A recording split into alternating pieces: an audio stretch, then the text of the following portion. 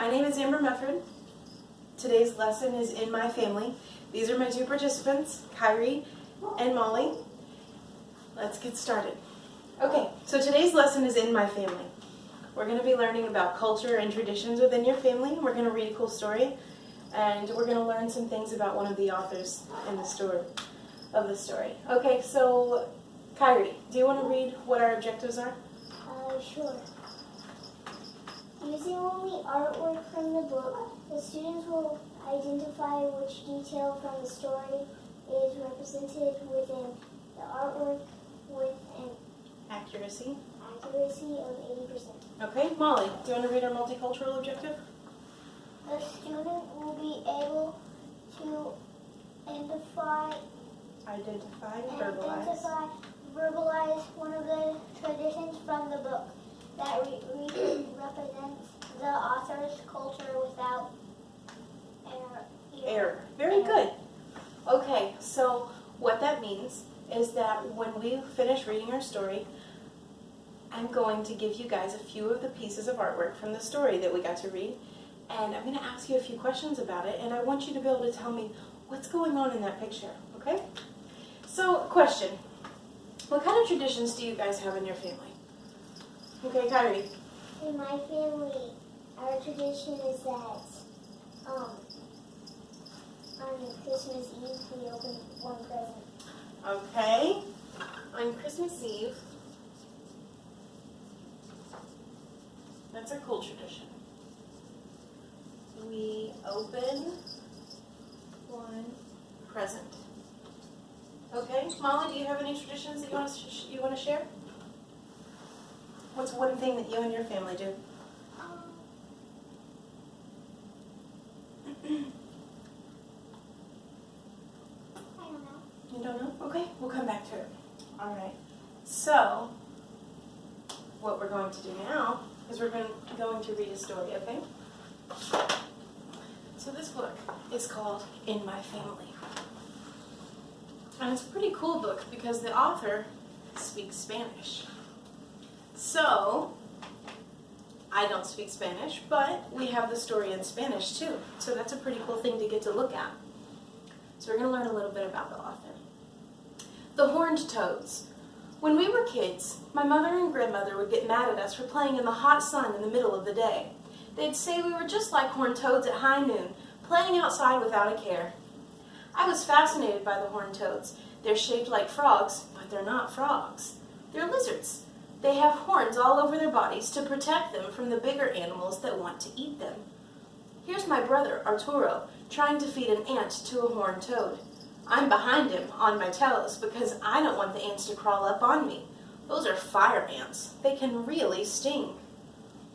So you see, every summer, she goes out during the middle of the day when it's the hottest with her brother, and she would feed the horned toads. So that could be an example of a tradition. Cleaning nopalitos. This is my grandfather, Antonio Lomas. He's shaving off the thorns from a freshly cut cactus pad called nopalitos. My sister Margie is watching him. Nopalitos are called the food of last resort because back when there were no refrigerators or your winter food supply would run out, you knew you could eat the cactus pads through the last days of winter and the early days of spring.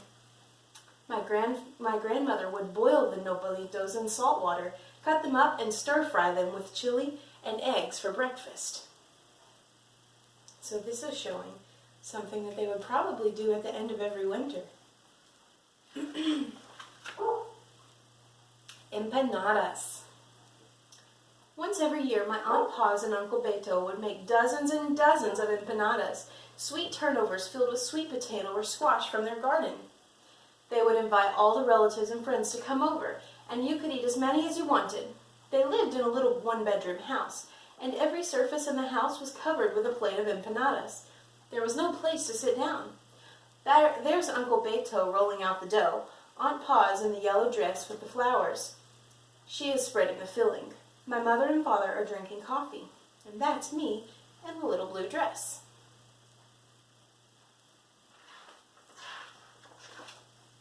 Birthday barbecue. This is my sister Mary Jane's birthday party. She's hitting a piñata that my mother made. My mother also baked and decorated the cake. There she is, bringing the meat that's ready to cook. My father is cooking at the barbecue, which he designed and built himself. My grandfather is shoveling in the coals of the mesquite wood. Underneath the tree are some young teenagers, very much in love.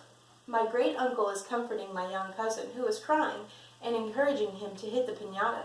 My grandmother is holding a baby. She was always holding the babies and feeding them and putting them to sleep.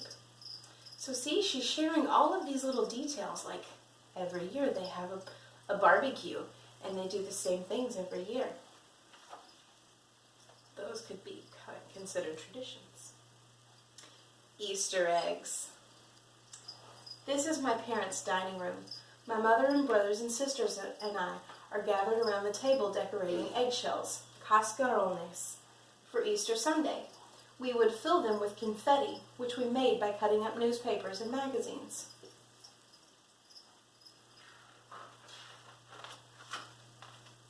Earache treatment. Have you guys ever seen anything like this? It looks a little crazy, doesn't it? Let's see what she says. I remember watching my mother and father go out on the front porch with a bucket of water. My mother took a sheet of newspaper, rolled it up into a cone shape, and placed it in my father's ear. She kept telling us to stay back. When she very briefly ignited the paper. What does ignited mean? Set fire. She caught it on fire. So she briefly ignited the paper, then threw it into the water to extinguish it. I was amazed.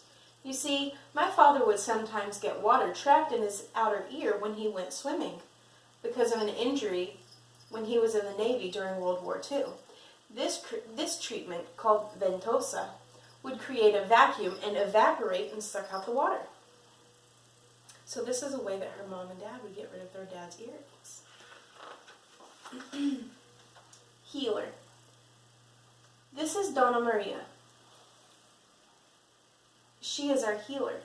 My mother asked her to do a cleansing on my youngest sister, Mary Jane, who had changed from a nice little preteen to a very rebellious teenager.